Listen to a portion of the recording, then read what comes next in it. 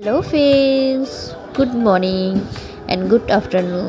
এখন জানি দুপুরবেলা হয়ে গেছে, কিন্তু তোমাদেরকে আমি ভিডিওটা আপলোড দিতে অনেক দেরি হয়ে গেল। কিন্তু আজকে তোমরা দেখেই ফেলছো এটা কী। এটা হলো ইলিশ মাছ। আজকে এনেছি এই ইলিশ মাছে আজকে একটা ছোটো রেসিপি বানাবো। ভালো লাগলে দেখো। চলো, এটাকে ভালোভাবে ধুয়ে হলুদ আর লবণ দিয়ে মেখে ধুয়েছি।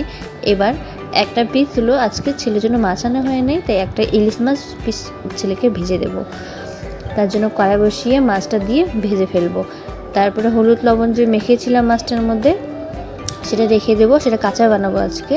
আর এদিকে কড়াই বসিয়ে দিয়েছি, ওই কড়াইয়ে একটু তেল দিয়ে আবার কালো জিরা দিয়ে আর কাঁচা লঙ্কা আর তেজপাতা দিয়েছি।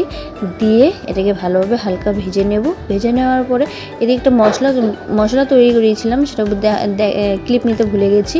সেটার মধ্যে হলো আদা বাটা, লঙ্কার গুঁড়ো, হলুদ গুঁড়ো, লবণ, জিরার গুঁড়ো দিয়ে রেখেছিলাম।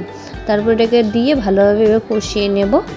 কষিয়ে নেওয়ার পরে তারপরে একটু হালকা পোস্ত বাইটে নিছি।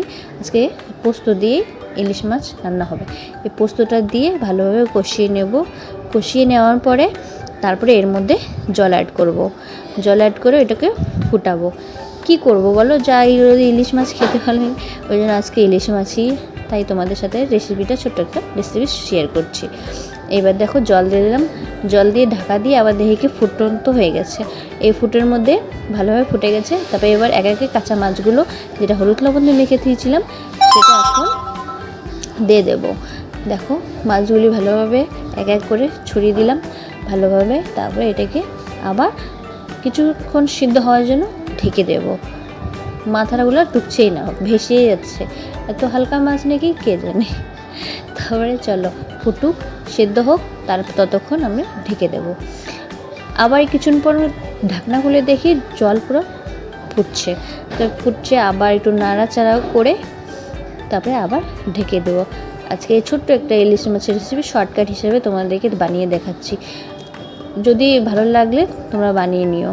তারপর উপর থেকে হালকা নামাবো বলে উপর দিয়ে হালকা একটু তেল ছড়িয়ে দেব। তেল ছড়িয়ে দিয়ে কিছুক্ষণ ফুটিয়ে তারপরে ইলিশ মাছ অলরেডি রেডি। তারপরে এটাকে নামিয়ে নেব। নামিয়ে আমরা কিন্তু খাবো। তোমাদের যদি ভালো লাগে তোমরাও চলে আসো। দেখছো, দাঁড়াও তোমাদেরকে একটা পিস উঠিয়ে তোমাদেরকে দেখাচ্ছি কেমন হয়েছে তরকারিটা। একটু কমেন্ট করো, ভালো লাগলে লাইক কমেন্ট শেয়ার অবশ্যই করে দিও। আর যদি না ভালো লাগে তার কিছু বলে না। তার সাথে একটা ক্লিপ দিয়ে দিলাম যে সকালে ঢেঁকি শাক ভাজা হয়েছিল, কে কে খাও বইলো। টাটা।